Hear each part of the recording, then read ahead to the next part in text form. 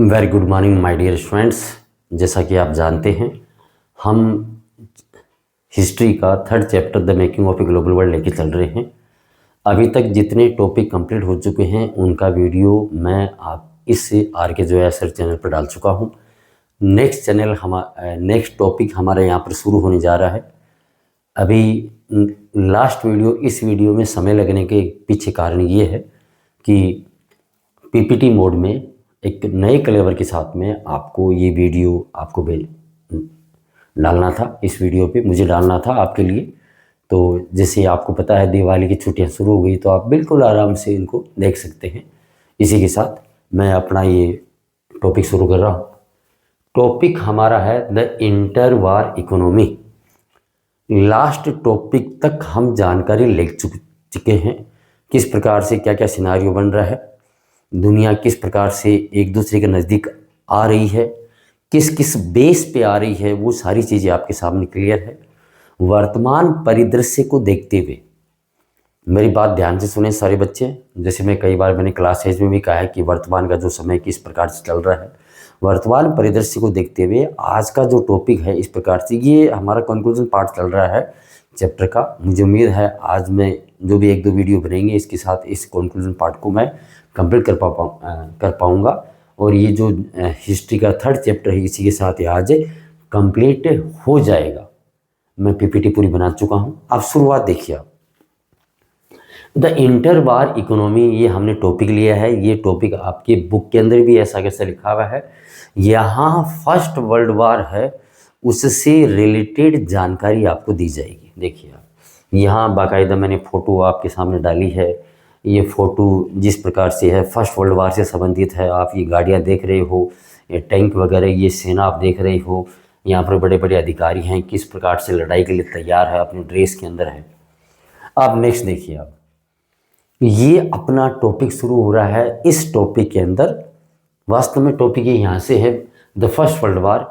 जैसा कि सभी बच्चों को पता है, जानकारी है कि फर्स्ट वर्ल्ड वार 1914 से लेकर 1918 तक हुआ था। और इसके अंदर मैं एक जानकारी और भी ऐड कर दूं कि 1914 में अगस्त महीने में ये शुरू हुआ था। ये हम हिस्ट्री का जो फर्स्ट चैप्टर है वहाँ पर जो बाल्कन प्रॉब्लम चली थी वहाँ पर भी हमने इसको डिस्क्राइब किया था। अगस्त 1914 में शुरू हुआ था और नवंबर 1918 तक ये चला था। ये जानकारी आपको मैंने शेयर कर दी है। यहाँ अब आगे देखिए। अब ये मैंने नोट्स के अनुसार मैंने सब बच्चों से वादा किया था कि जिस प्रकार से हम क्लास में नोट्स लिखाते हैं उसी प्रकार से ये सारी जानकारी आपको मुझे लिखना नहीं पड़ेगा। ये मेरी ही मेहनत है, उस प्रकार से ये आपके सामने है। तो सबसे पहली बात ये है कि पहला पॉइंट आपका शुरू होता है मेनली फोर्ट इन यूरोप। ये जो फर्स्ट वर्ल्ड वॉर हुआ था, ये मुख्य जो आपस में जो पक्ष और विपक्ष थे, रूलिंग हैं जो सामने हैं और जो अपोजिशन है, वो सारे सारे यूरोप में हैं। तो मुख्यतः ये जो लड़ाई है, ये युद्ध है, ये यूरोप में लड़ा गया। सेकेंड पॉइंट आपके सामने है its impact was felt around the world. लेकिन बच्चों, इसका जो प्रभाव है वो पूरी दुनिया पर पड़ा। अब भाई हम तो ये मानते हैं कि हमारे भारत पर पड़ा तो पूरी दुनिया पे पड़ा, और ये यहाँ पे लिखा हुआ है इट वाज ए कैटास्ट्रोफिक वार। ये पहली बार एक विलक्षण युद्ध था। ये युद्ध इस प्रकार से नहीं हुआ था जैसे पहले के समय में राजा महाराजा लड़ाई करते थे, जैसे महाराणा प्रताप और जो मान सिंह है उनकी लड़ाई हुई। तो एक वो ऐसी जगह चाहते थे जहाँ पर वो लड़ाई आपस में लड़ सकें, तो खुला मैदान चाहिए था। तो खुले मैदान के लिए वो वहाँ पे जो हल्दी घाटी है, तो हल्दी घाटी से पास में एक गांव पड़ता है और वहाँ जाके खुला मैदान है। हकीकत में लड़ाई वहाँ हुई थी, लेकिन इस युद्ध को हल्दी घाटी का युद्ध क्यों कहा जाता है? क्योंकि फर्स्ट अटेम्प्ट, पहला जो वार किया गया था महाराणा प्रताप के सिपाहियों के द्वारा, सैनिकों के द्वारा मुगलों की सेना पर, वो हल्दी घाटी वाला वो जो दर्रा है वहाँ पर किया गया था। उसके बाद में मान सिंह सचेत हो गया और शायद मुझे लगता है, यदि मैं गलत नहीं हूँ तो गागरोन शायद ऐसा कुछ गांव है, वहाँ पर मैं एक बार जाके आ चुका हूँ उस इलाके में। तो वहाँ पर एक खुला मैदान है, उस खुले मैदान में लड़ाई हुई थी। तो इसी प्रकार से पहली बार फर्स्ट वर्ल्ड वार है आज तक जितने भी युद्ध हुए हैं सब के सब मैदान में हुए, लेकिन ये पहला युद्ध था जो कि वेपन्स के साथ में हुआ, केमिकल्स के साथ में हुआ और भी बहुत सारी चीज़ों के साथ में हुआ। और इसके साथ साथ शहरों को भी टारगेट बनाया गया और खुले मैदान में सिपाहियों को भी टारगेट बनाया गया, इसलिए इसको कैटास्ट्रोफिक वार कहा जाता है। The world experienced wide spread economic and political stability हो गया अस्थिरता।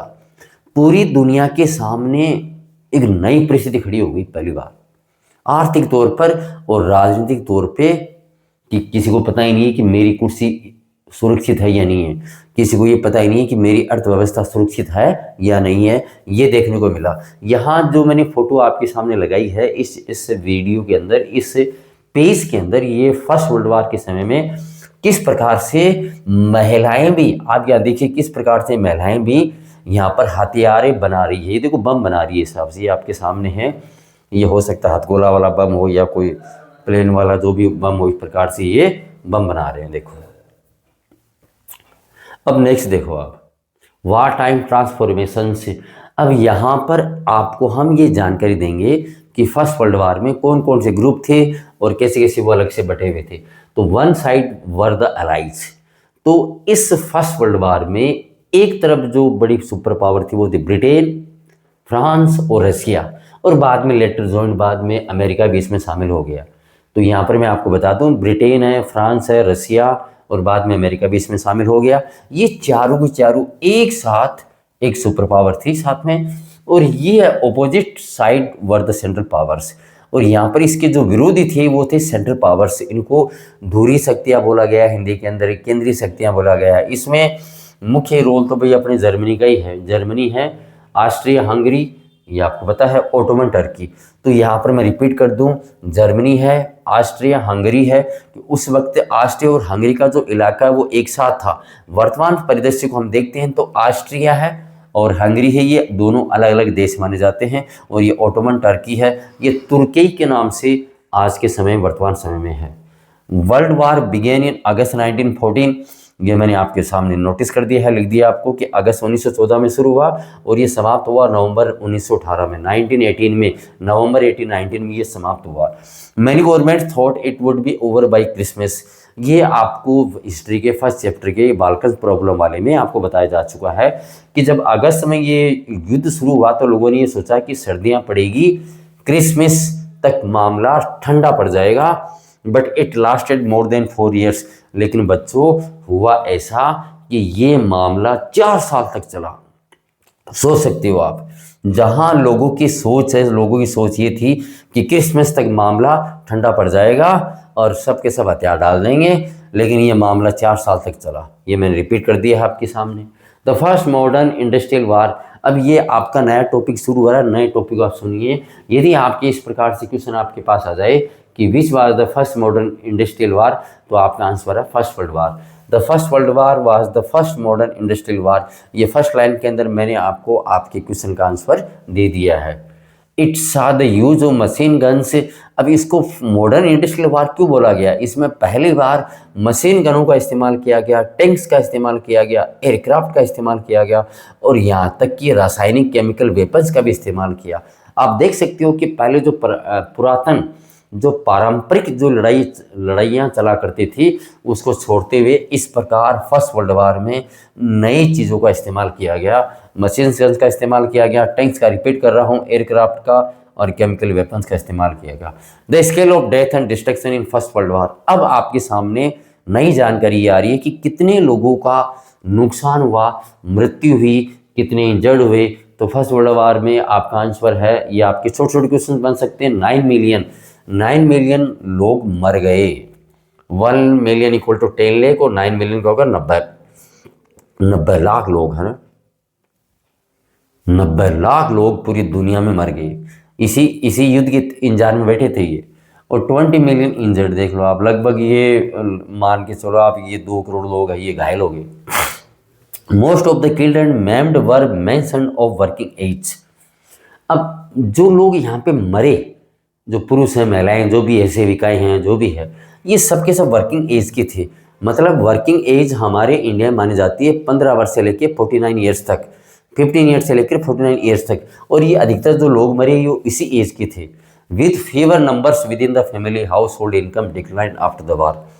लड़ाई के बाद में क्या हुआ देखो, कि जो इनकम थी भाई घर में, जो सोर्स था वो इनकम थी, वो धीरे धीरे कम पड़ने लग गई, डिक्लाइन, उसमें पतन हो गया, वो कम पड़ने लगी, उसमें डिक्लाइन हो गया, उसमें इनकम घर में सोर्स आना बंद हो गया। बंद तो नहीं होगा लेकिन क्या है, कम पड़ गई। During the first world war Britain borrowed large sums of money from US banks as well as the US public. First world war के दौरान आपको जानकारी दी जा रही है, ब्रिटेन ने बहुत सारा उधार लिया। किससे उधार लिया भाई? अमेरिका के बैंकों से उधार लिया, अमेरिका के बैंकों से भी उधार लिया और अमेरिका की जनता से भी उधार लिया। भाई पैसे वाली यही थी भाई। ये मैंने उस वक्त आपको बताया था, उस वक्त फर्स्ट वर्ल्ड वार के समय में अमेरिका के जो राष्ट्रपति वुडरो विल्सन थे, और उन्होंने एक कोटेशन दिया था, कहा था please grow more wheat because wheat grow the because wheat win the war. क्या कहा था अमेरिका के राष्ट्रपति वुडरो विल्सन ने, कि मेरी जनता, मेरे नागरिकों, गेहूं ज़्यादा उगाओ क्योंकि गेहूं ही इस फर्स्ट वर्ल्ड वार को जीतेगा। और वही हुआ, लोग साहब भूखे मर रहे थे, ये गेहूं से बच के। दस द वार ट्रांसफॉर्म, और ये ब्रिटेन के लोग, यूरोप के लोग हैं, गेहूं उनको चाहिए तो ये गेहूं बेचने लगे, हिसाब से अमेरिका धनवान हो गया। Thus the war transform the US from being an international debtor to an international creditor. लो साहब, इस युद्ध की वजह से अमेरिका, जो पूरी दुनिया में अंतर्राष्ट्रीय कर्जदाता था, लोगों से अपने हिसाब के लिए, अपने आप को उत्थान करने के लिए ये कर्जदार बना हुआ था, ये कर्जदाता बन गया, क्रेडिटर, लोगों को पैसा देने वाला बन गया। लो साहब, अब फर्स्ट वर्ल्ड वार कंप्लीट हो चुका है। ये जो हमारा टॉपिक है यहाँ पर आप देखिए, फर्स्ट वर्ल्ड वार कंप्लीट हो चुका है, पोस्ट वार रिकवरी। अब फर्स्ट वर्ल्ड वार कंप्लीट हो चुका है, तो अब भाई लोग वापस अपने काम धंधे में लगेंगे, तो उस काम धंधे के लिए क्या क्या चीज़ें। After the war Britain found it difficult to recapture its earlier position of dominance in the Indian market and to compete with Japan internationally. देखो भाई, साफ साफ लिखा कि ब्रिटेन इस फर्स्ट वर्ल्ड वार के बाद में भारत के बाजार पर अपनी जो पकड़ है वो नहीं बना पाया, भारत के बाजार पर अपनी पकड़ नहीं बना पाया, और साथ साथ उसको जापान से भी चुनौती मिल रही थी, कॉम्पैक्ट, उसको जापान से भी चुनौती मिल रही थी। यहाँ पर साफ साफ लिखा हुआ है, मैं रिपीट कर दूं, ब्रिटेन भारत के बाजार में अपना जो आधिपत्य, डोमिनेंस है वो नहीं बना पाया, और जापान से भी अंतर्राष्ट्रीय पर उसको चुनौती मिल रही थी। मोreover, इसके साथ साथ to finance war expenditure Britain had borrowed liberally from the US. Yes, अब देखो भाई, अब ब्रिटेन है, अमेरिका भाई दोस्त वगैरह उनका जो भी है, तो वो उसे उधार जो भी है वो खर्चा वर्चा सब उससे ले लिया। This mean that at the end of the war Britain was burdened with huge external debts. इसका सीधा सीधा मतलब ये था कि ब्रिटेन फर्स्ट वर्ल्ड वार के बाद में बहुत ही ज़्यादा कर्ज में डूबने वाला है, बहुत ही ज़्यादा कर्ज में डूबने वाला है। बर्डन्ड, ये इस पर दबाव, भार पड़ने वाला है कर्ज का, ये आपके सामने लिखा हुआ है। When the first world war boom ended, production contracted and unemployment increased। जैसे फर्स्ट वर्ल्ड वार का जो बूम था, युद्ध युद्ध लड़ाई लड़ाई लड़ाई ये था, वो समाप्त हो गया। ये उत्पादन है, जो भाई प्रोडक्शन थे, और बेरोजगार थे, सब बढ़ गए, लोग प्रोडक्शन ज़्यादा करने लगे। अरे बहुत ज़्यादा प्रोडक्शन करो करो करो, क्योंकि जब माल होगा तभी तो बाज़ार में बिकेगा, और जब बाज़ार में बिकेगा तो हमारे घर में पैसा आएगा। अनएम्प्लॉयमेंट इंक्रीज, चारों तरफ बेरोजगारी फैल गई। अरे कहीं ना कहीं काम पे लगो रे, इधर उधर जाओ रे, काम पे लगो। देखो, the developments led to huge job losses. इन गतिविधियों की वजह से, यहाँ डेवलपमेंट गतिविधियों की वजह से जो नौकरी की जो आशा थी वो निराशा में बदल गई। And in 1921 one in every 5 British workers was out of work. लो साहब, आपके सामने डाटा भी दे रखा है कि 1921 लड़ाई समाप्त हुई, फर्स्ट वर्ल्ड वार की लड़ाई समाप्त हुई नवंबर 1918 में। नवंबर 1918 के बाद में आ गया 1921 आ गया, 1921 आ गया, और 1921 में हर 5वां ब्रिटिशर, जो ब्रिटिश वर्कर था, वो नौकरी से बाहर है। लो साहब, मिल गया, अवार्ड मिल गया इनको। तो Indeed anxiety and uncertainty about work became an enduring part of the post war scenario. अब क्या हुआ, इसके साथ साथ व्यग्रता, हार्ट बीट ऊपर नीचे हो रही है, हार्ट बीट, हाँ पता नहीं काम मिलेगा नहीं मिलेगा। अनिश्चितता काम की लगातार लोगों में जारी रही फर्स्ट वर्ल्ड वार के बाद। ग्रेन प्राइजेस फेल, अनाज के दाम गिर गए, रूरल इनकम से डिक्लाइन, गाँव में जो इनकम के सोर्स थे सब पता ही नहीं कहाँ चले गए। And farmers fell deeper into डेप्ट, और किसान और ज़्यादा कर्जे में चले गए, किसान और ज़्यादा कर्जे में चले गए। बस सारा ठीक रहा, फोड़ दो इंडिया पर, भारत पर, ये हुआ। आगे मैं बताऊंगा इसके बारे में। हाँ, rise of mass production and consumption, Henry Ford. लो साहब, अमेरिका है, अमेरिका के जो लोग हैं वो पता नहीं कौन सी मिट्टी के बारे में, हर जमाने में उन्होंने अपने आप को प्रूव किया है कि हम तुम्हारे बाप हैं। वर्तमान परिदृश्य को देखते हुए कह रहा हूँ। आज वर्तमान परिदृश्य में आप लोग क्या देखते हो, अमेरिका का प्रेसिडेंट डोनाल्ड ट्रंप है, और वहाँ एलन मस्क और पता नहीं कौन कौन सी कंपनियाँ हैं, माइक्रोसॉफ्ट के हैं, सारे जितने भी जो भी हैं तो वहाँ पर है। और उसने ऐसी प्लानिंग की, पूरी दुनिया को नाको से चढ़वा दिया। आज डॉलर है, डॉलर कहीं कोई लेने को तैयार नहीं था। आज डॉलर के लिए दुनिया भीख मांग रही है, डॉलर मिले, डॉलर मिले, डॉलर मिले। लो साहब, तो यहाँ देखो आप, और ये उस वक्त हेनरी फोर्ड ने पहली बार कार बनाई थी। किस प्रकार से क्या बनाई थी विस्तार से बताते हैं। तो मास प्रोडक्शन वाला सिस्टम शुरू हो गया, और भाई ये अब ये मार्केट में जाना भी चाहिए, कंजप्शन, भाई लोग उसको, अरे कार बना रहे हैं तो कार लोग खरीदे भी तो सही ना। अब देखो, the first world war helped and boost the US economy. ये मैं आपको पहले बता चुका हूँ, फर्स्ट वर्ल्ड वार की वजह से अमेरिका की अर्थव्यवस्था ऊपर हो गई, आ गई। One important feature of the US economy of the 1920 was mass production, और इसमें सबसे बड़ा योगदान ये था सामूहिक उत्पादन, मास प्रोडक्शन। कैसे क्या है बताएंगे आपको। A well known pioneer of mass production was the car manufacturer Henry Ford, और इसमें सबसे पहला जिसका नाम लिया जाता है वो आपके सामने सुनहरे अक्षर में, ब्लू कलर में और यहाँ रेड कलर में लिखा हुआ है, Henry Ford. He adapted the assembly line of A Chicago slaughter house. वह किसी बुचड़ खाने के, अरे किसी कसाई के वहाँ पर गया था, दुकान पे उसके बापू ने भेजा था, और वहाँ पर वो एक सिस्टम देख के आया था। वो स्लॉटर हाउस में उसने असेंबली वाला, ये हम क्लास में बच्चों को बताते हैं। यहाँ पर आपका वीडियो चल रहा है, यहाँ पर इतना ज़्यादा डिस्क्राइब नहीं कर सकते। वैसे मैं अधिकतर मेरी वीडियो डिस्क्रिप्टिव ही बनाता हूँ ताकि आपको समझ में आए। फिर भी मैं आपको बता दूँ कि ये शिकागो, वहाँ पर किसी कसाई के पास, वो बुचड़ के पास गया था जो भी है, बुचड़ खाने में, और वहाँ उसने एक सिस्टम देखा कैसे वो जल्दी से, वो लोग 5-10 लोग हैं लाइन से मीट का वो उसकी बलि दे के वहाँ पर उसको काट रहे हैं, और वहाँ लगातार वो कोई लाइन में नहीं खड़ा है, सबको मीट हाथों हाथ मिल रहा है। ये सिस्टम उसने देख लिया। In which slaughtered animals were picked apart by butcher.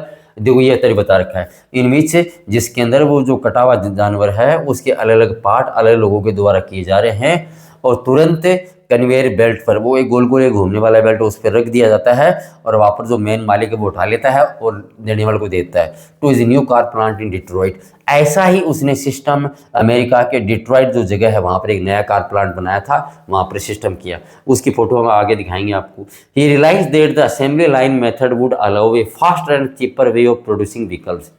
उसने महसूस किया ये जो असेंबली लाइन वाला जो तरीका है ना, वो उत्पादन में, गाड़ियों के उत्पादन में बहुत ही सस्ता पड़ेगा और फास्टर होगा। The assembly line forced workers to repeat a single task mechanically and continuously.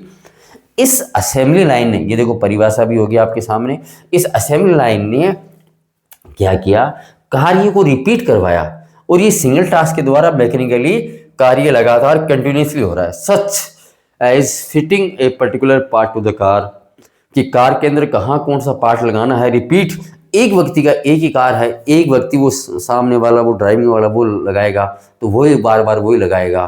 कोई उसकी लाइट लगाएगा तो लाइट लगाएगा, कोई उसका गेट लगाएगा तो गेट लगाएगा। ऐसे असेंबली लाइन में ये काम होने लगे एट ए पैस dictated by the conveyor belt, और वो गति से होने लगे, और ये सब कुछ उस कन्वेयर बेल्ट के माध्यम से होने लगा। ये सब आप देख लीजिए। आप जब भी इसके नोट्स लिखें तो आप इसको पोज करके ये आप अपनी नोटबुक में लिख सकते हैं। मैंने कई बार कहा है कि बिना विदाउट नोट्स काम नहीं चलेगा। यहाँ देखिए बच्चों, ये आपका जो फोटो है, ये हेनरी फोर्ड का वो जो डिट्रॉइट में कारखाना था वो है, उसकी फ़ोटो है।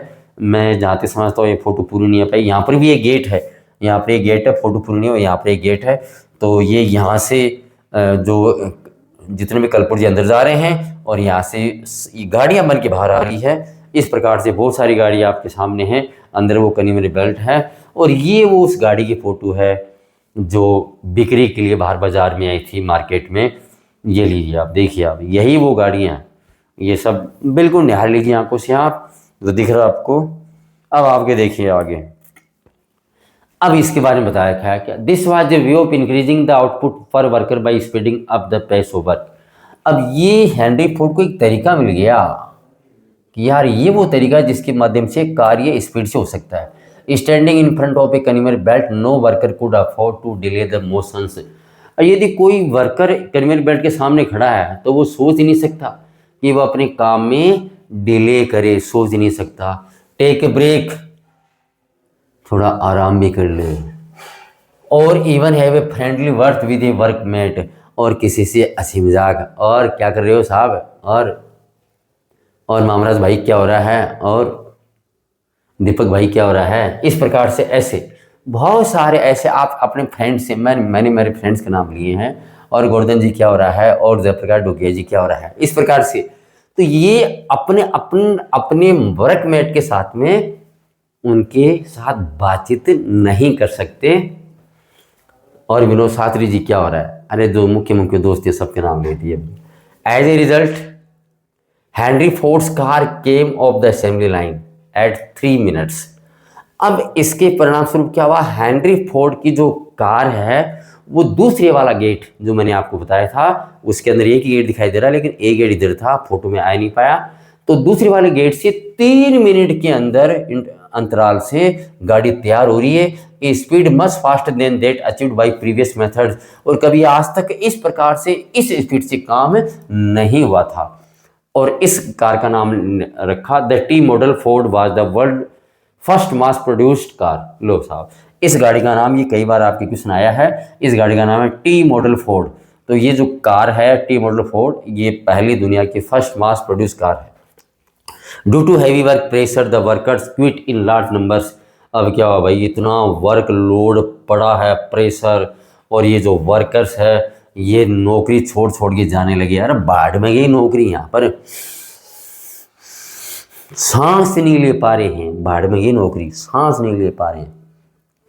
ओशो ने कहा है कि जिंदगी, आपको देखना जिंदगी क्या है, आंखें बंद करो, सांस अंदर लो, सांस बाहर निकालो। यदि आप आराम से सांस अंदर ले पा रहे हो और सांस बाहर छोड़ पा रहे हो अकॉर्डिंग टू ओशो, तो आप जिंदगी जी रहे हो। और प्रेशर होता है तो लोग आराम से सांस भी नहीं ले पाते हैं। लो साहब, इन डिस्परेशन, अब क्या हुआ, दबाव में आ गया। Henry Ford double the daily wages $2। लो साहब, हेनरी फोर्ड को लगा कि मामला गड़बड़ होगा, तो उसने तनख्वाह सबकी डबल कर दी। $5 इन जनवरी 1914। लो साहब, $5 तक कर दिया। At the same time he ban trade unions from operating in his plants. और साथ साथ उसने बैंड भी कर दिया, प्रतिबंध लगा दिया कि मेरे इस डिट्रॉइट वाले कारखाने में ट्रेड यूनियन नहीं होगी। आपको पैसा चाहिए, पैसा आपको डबल मिलेगा, पर काम जैसे मैं चाह रहा हूँ वैसे होगा। Henry Ford recovered the high wage by repeatedly speeding up the production line and forcing worker to work ever harder. Henry Ford को ने तनख्वाह बढ़ाता गया और टाइम कम करता गया। लो साहब, लोग कहते हैं आज हम मॉडर्न ज़माने में हैं, और मैं ये मान रहा हूँ कि हेनरी फोर्ड सबका बाप था। आज भी कहता हूँ हेनरी फोर्ड ने वो लाइन डाल दी जो हर फील्ड में, एजुकेशन फील्ड हो, चाहे कोई गाड़ी वाला फील्ड हो, कोई भी हो, सब जगह यही काम चल रहा है। लो साहब, the production line and forcing worker to work ever harder, और भी काम और भी ज़्यादा हार्डर होने लगा। The best cost cutting decision he had ever made. ये कई बार आता है आपका क्वेश्चन कि सबसे पहले the best cost cutting decision किसने लिया था, ये हेनरी फोर्ड ने लिया था। लो साहब, ये लास्ट वाला आपको मैंने बता दिया।